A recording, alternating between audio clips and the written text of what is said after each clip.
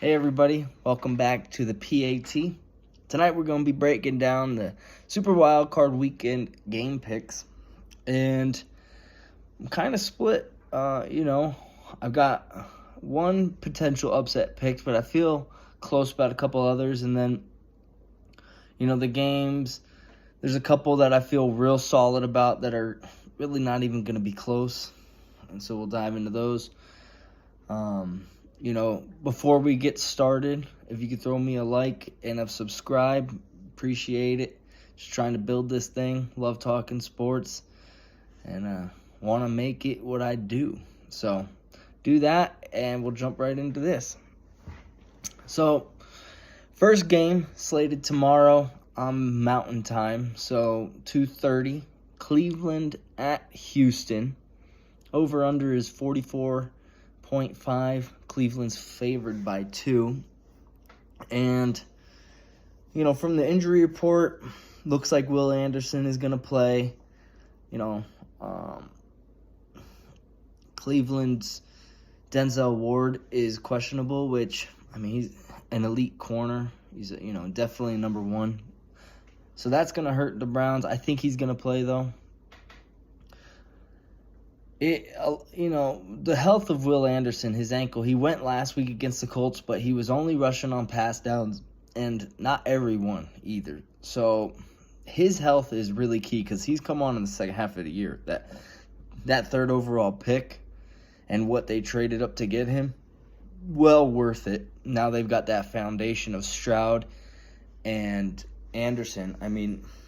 Hell of a move. D'Amico is the guy. I thought that from the set. Like, you put a guy who was, rookie of the year in Houston, and now he's led those elite San Fran defenses for the past few years, and now you bring him back to where it all started. That was an easy choice. If I was the owner, that would have been the first and probably only person I called. And so, and they're reaping the benefits of it now. I think one of the cooler stories in the NFL, though, is Cleveland. You think of a team that gave a monstrosity of a contract to Deshaun Watson, and so far that hasn't played out. He gets injured. Nick Chubb gets injured. They lost Myles Garrett for a little bit. They lost their safety, Grant Delpit. Joe Flacco, of all people, off the couch, bringing them to the playoffs, 12-5. Or they might have gone 11-6.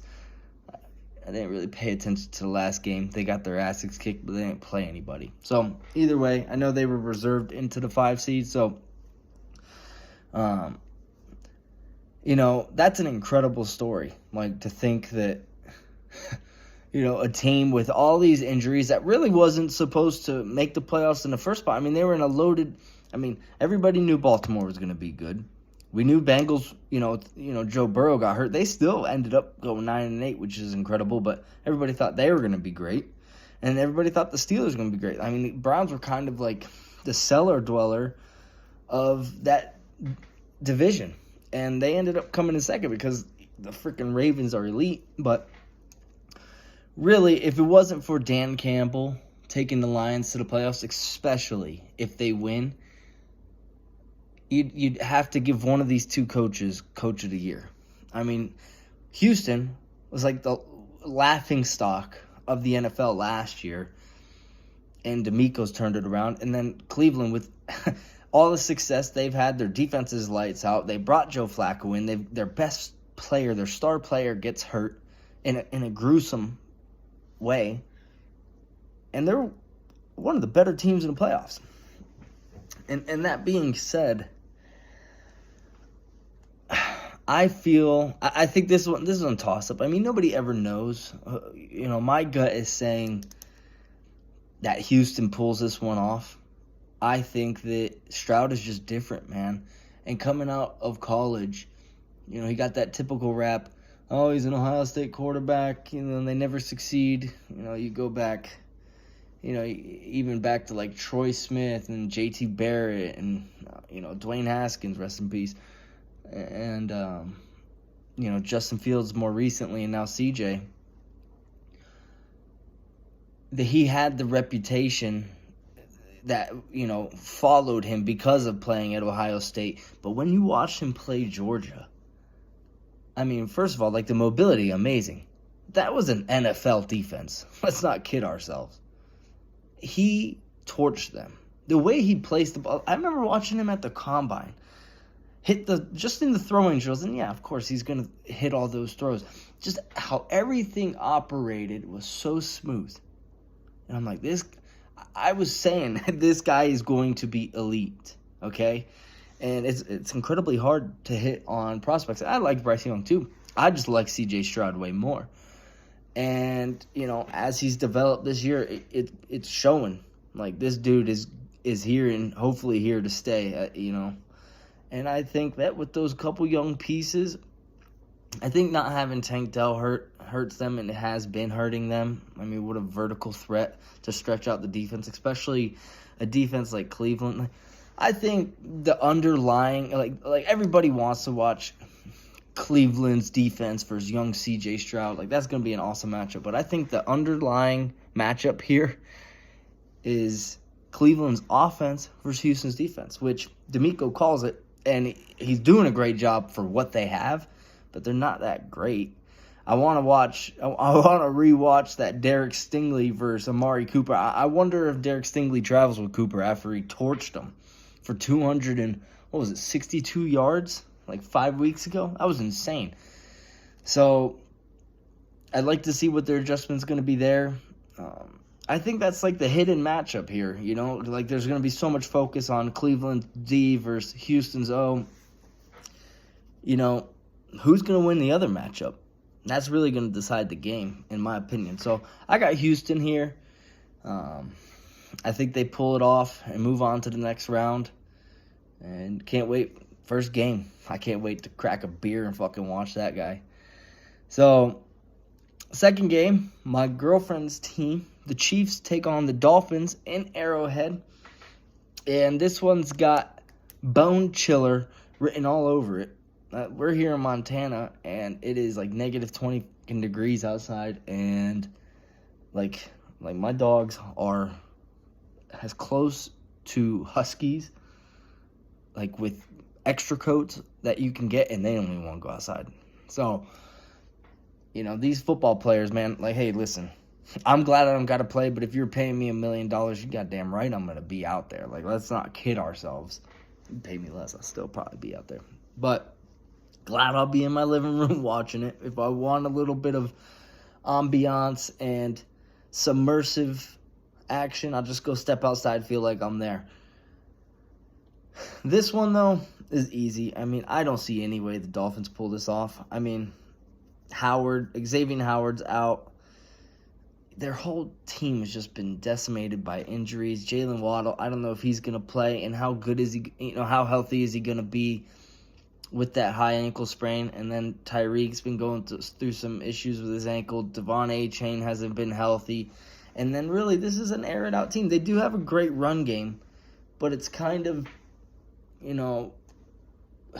they just feel like a warm weather team. And I know that, yeah, they're from Miami, but the way they play is like, yeah, they got a great run game, but doesn't feel like like those old teams like the Steelers with Jerome Bettis and the Ravens with Jamal Lewis and, some of those old school teams where it's like, yo, when it's cold, you give these guys the rock and you're just going to dominate time of possession. It doesn't feel like that for them.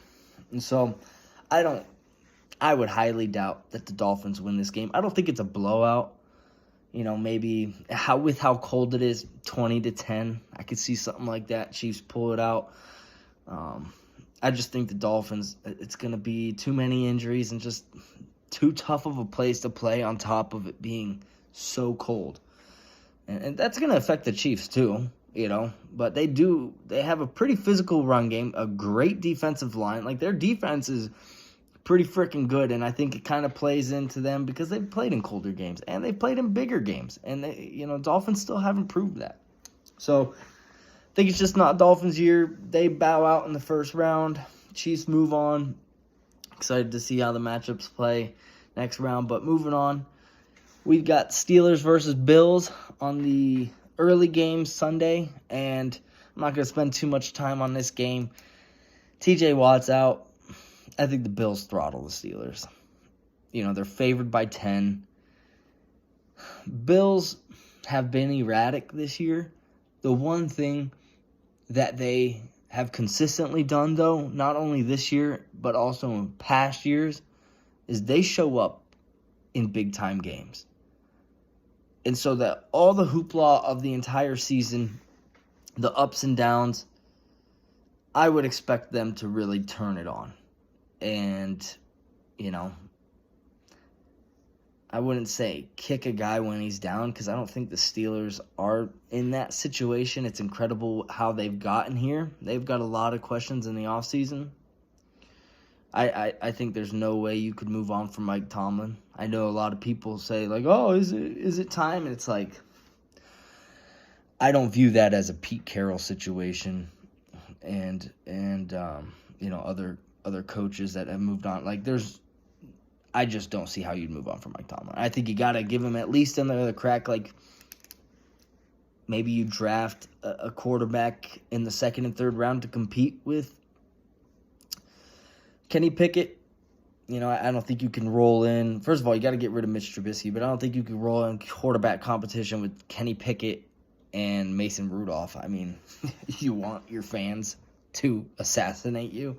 So I think Bills handle this one easily, somewhere in like the 30-13 range. I don't think it's close. Really don't. The Bills' defense is kind of underrated, even with all the injuries. Rasul Douglas is playing lights out. Ed Oliver is consistently just a menace in the middle of that line. And, I just think, I don't know where the Bills are going to go, but definitely handle this one. So moving on to the middle game on Sunday, Packers versus Cowboys, and I think that it's tough. This is definitely the top half of games I'm most excited for. I've been loving the Packers throughout this year. Jordan Love, everybody was giving him so much criticism throughout the year, or early in the year, and it's just like, we're such an instant gratification society. This dude sat behind Rodgers, and okay, he's not a rookie. He's gotten some game experience, but it's like, you could practice all you want. If you're not going out and getting actual game reps, the game doesn't slow down for you. And you kind of saw as the year went on how he got so comfortable in the pocket, started to make those off-platform throws. I mean, he threw 32 touchdowns this year.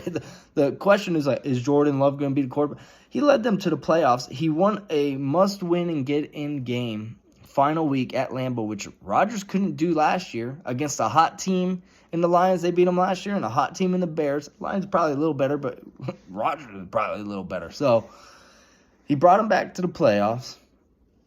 Threw 32 touchdowns. That whole majority of the time, Christian Watson wasn't even in the game, and if he plays in this game, that's a huge. He's a borderline X factor receiver with his speed. Their team is so young. I love their future. In this game, though, I just think it's the Cowboys. I mean, could the Packers win? Sure. Would it surprise me? No. Do I expect it? No. Dallas at home. Their whole season has been leading up to this moment, probably more next round, but you got to handle business in this first round to even get to the second round. And I think the Cowboys come in. I think they handled the business. That place is going to be rocking. They're elite at home. And, I think they get a lead and play downhill. I think it's somewhat close, but, I expect the Cowboys to put up over 30. That Packers defense, they got to figure it out. It feels like they're always putting first-round picks into their defense, but it just is never that good. So they got to figure that out, get a new DC or somewhere along that lines. Cowboys take this one. Should be exciting, though. On to the nightcap for Sunday. I think this got the best storyline of all the games. Rams versus Lions. You got Goff versus Stafford. 3 years later, they ship him out of L.A., get rid of Goff. He's terrible. After he took him to a freaking Super Bowl, it's like, well, he only scored 3 points. It's like, yeah, against Bill Belichick's defense. Not a lot of people score points. I don't know if you've watched football in the past, but that's not really a hot take. And so they ship it out for Stafford, which hey, I'm all for the move. I mean, clearly the move worked. They won a Super Bowl the next year. I just don't think Goff deserved that kind of, what's the word I'm looking for? Just disrespect, I guess. I don't think he deserved it. I mean, I think he's a very good quarterback. And, yeah, he's not mobile, but the touch he puts on a ball is spectacular. And both teams playing pretty freaking good. Obviously, the huge question mark in this is Sam Laporta, the freaking rookie tight end who is going to be the main part of this next wave of young tight ends, with Kelsey getting old, Kittle's getting up there, Mark Andrews is, he's younger, but, he's injured this year. I think Laporta's a star in the making. I mean, they got Gibbs. I mean, they got such a good team. I mean, they hit on every freaking draft pick. And what if Hendon Hooker is, kind of develops with another year under Goff? So we'll see how that all plays out either way. The Rams, though, I mean, who the hell saw the Rams doing what they've done? I remember I've gotten into a lot of, I wouldn't call them arguments, but discussions with my dad about Sean McVay, and he's like, well, we don't, about Bill Belichick. It's like, if I could take Sean McVay today over Bill Belichick, I would.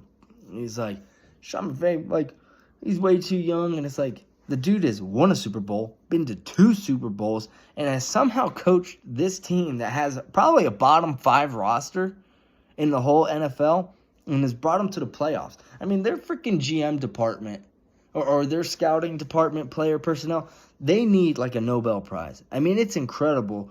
Puka Nacua in the 5th round, this guy might be the best receiver in the league in 3 years. It's incredible. I mean, he set the rookie record. Incredible. And Kyron Williams out of Notre Dame, he's coming on this year. And they've got young pieces on defense. Kobe Turner, the rookie. A couple young safeties and corners. It's like, Ernest Jones in the middle of that defense at the linebacker spot. It's like, this team is looking pretty good. I just think that the Lions have a real, alpha male presence to them. They're not going to fucking lose this game. I don't see how. I'm not saying, it's my lock pick of the week. I think that's the Chiefs and Dolphins. The Chiefs win that one, but I feel very confident the Lions are going to win this game. And I'm not saying it's not going to be close. I just don't see how all the progress that you've made from first year to second year to now this year with Dan Campbell and that club, that place is going to be lit Sunday Night Football. And I think Goff outplays Stafford to kind of, set the narrative a little bit more towards him. Now he'd have to win a Super Bowl for it to really be even, but I really believe that the Lions come out and especially with all the doubt kind of going around, it's like, oh, the Rams are going to beat the freaking Lions? It's like, I don't see it. I think the coaching, I think Sean McVay is a better coach than Dan Campbell. I mean, he's like, who's better than Sean McVay? Kyle Shanahan and, John Harbaugh, Andy Reid, I guess. Yeah, I mean, Sean McVay's a top 5 coach. I think Dan Campbell's a top 10. So, can't wait for that game. I got the Lions in that one. I think it's a shootout, though. Both defenses are a little suspect. There's yards to find in that Lions secondary, so that is a little worrisome. Especially, Matthew Stafford coming back to Detroit, he's going to be slinging it. So, Lions better have it tightened up back there. Brian Branch, CJ, they better have good games. We'll see how it goes. I got the Lions in that one. And then to cap it all off, Monday night, I love that they put the early game on Saturday to Monday night. I mean, what a freaking move. I mean, Goodell, as much as he's annoying, what a freaking move, dude. Putting Monday night playoff football to close out Wildcard weekend. Love it. Don't know why they chose Bucks and Eagles, but either way, still should be a good game. I mean, these two teams are in the playoffs. But what the hell is going on with the Eagles? I mean, talk about reeling.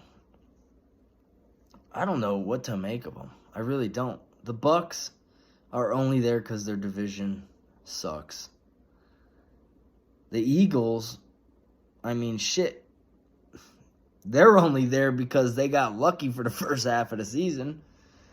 I really don't know what to make of this game. This is the toughest one to pick, in my opinion, because I'm from Florida, in the Tampa Bay area. My dad's going to be at the game. And, I'm not a huge Bucks fan. I like them. They're the hometown team. I like them. Baker Mayfield, he's kind of, as unpredictable he is, the one thing that is very predictable about him is he's always going to show up and play as hard as he fucking can. And with that Eagles defense, I picked Philly. I'm kind of talking myself into the Bucks right now.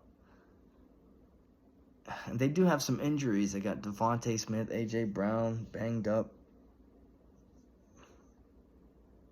Oh, man. They just got so much talent. That's the thing. It's like Jalen Hurts versus Baker Mayfield. Like right there. I think the coaching matchup is even. I think the Eagles take it. I do. I wouldn't be surprised, though. If they lose, watch out for Bill Belichick to Philly. I think that is hot coming out of a freaking Eagles loss.